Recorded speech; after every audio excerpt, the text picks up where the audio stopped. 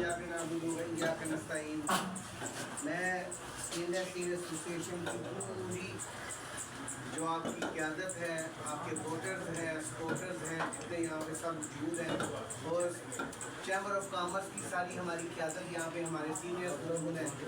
सबको मैं दिल से मुबारकबाद पेश करता हूँ कि अल्हम्दुलिल्लाह अल्लाह ताला ने आज हमें चैम्बर से पहले एक मिनी चैम्बर की फतह की सूरत में कामयाबी अता फरमाई। मैं थोड़ी सी बात करूँगा इसकी हिस्ट्री की, स्टेनलेस स्टील एसोसिएशन की पिछले इलेक्शन से स्टार्ट करके कि पिछले इलेक्शन में नुमानुल हक फुल्लरवान साहब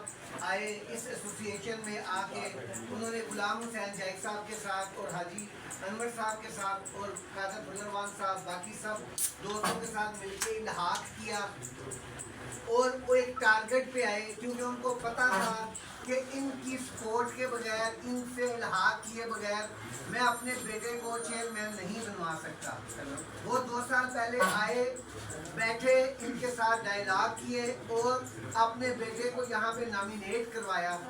और अपने बेटे को चेयरमैन बनवाया all Pakistan stainless steel association का। उसमें मैं समझता हूँ कि जो सबसे बड़ी ग्रेटनेस थी वो हमारे बुजुर्ग यहाँ पे बैठे हैं, कादर फुल्लरवान साहब भाई बैठे हैं, सलमान साहब, इनकी अपनी ज़ाती फैमिली की रंजिश और मुखालफत के बावजूद इन्होंने बड़ा दिल किया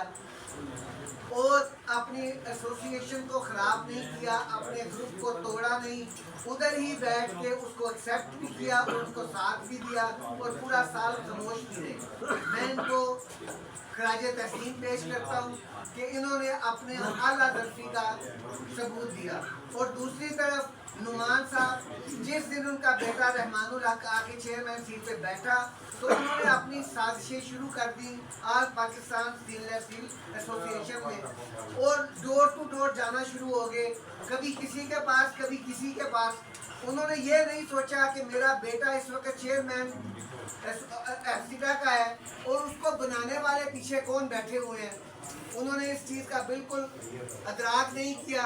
और एसोसिएशन के अंदर, ग्रुप के अंदर ग्रुपिंग शुरू कर दी। इंतहाई अफसोस की बात, 1.5 साल तक वो इसी कश्मकश में रहे और किसी जगह पे मुझे पता चला कि वो कस्में खा रहे हैं कि मैं कसम खा के कहता हूँ कि मैं सलमान कादर फुल्लरवान साहब को चेयरमैन नहीं बनने दूंगा।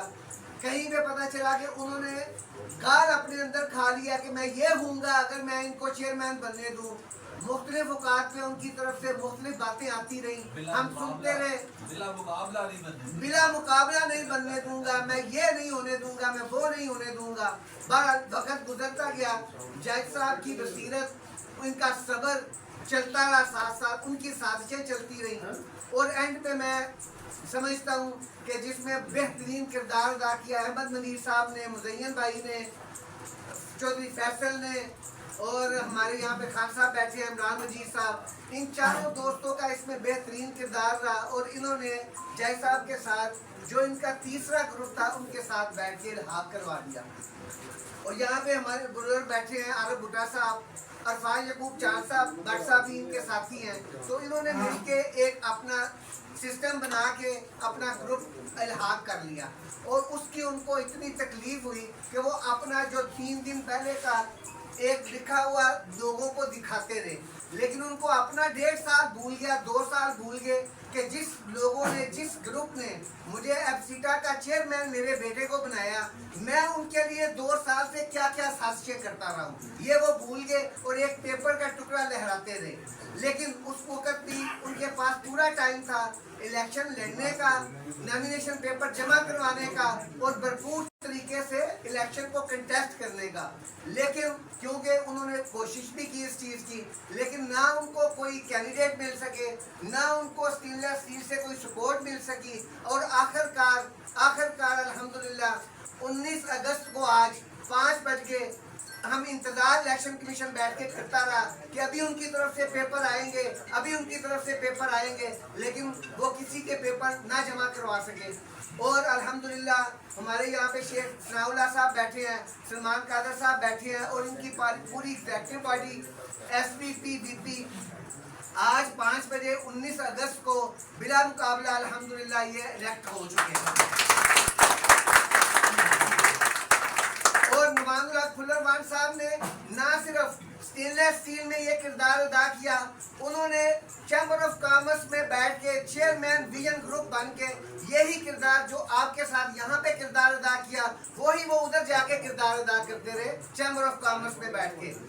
तो मैं समझता हूँ कि इससे ज़्यादा बहुत सारी बातें हैं करने के लिए, लेकिन मेरा ख्याल है कि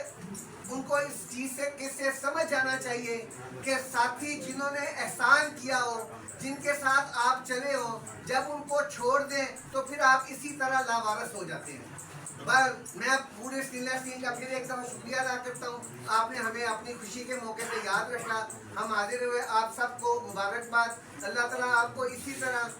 हंसता खेलता कामयाबियों के साथ और दोस्तों की खिदमत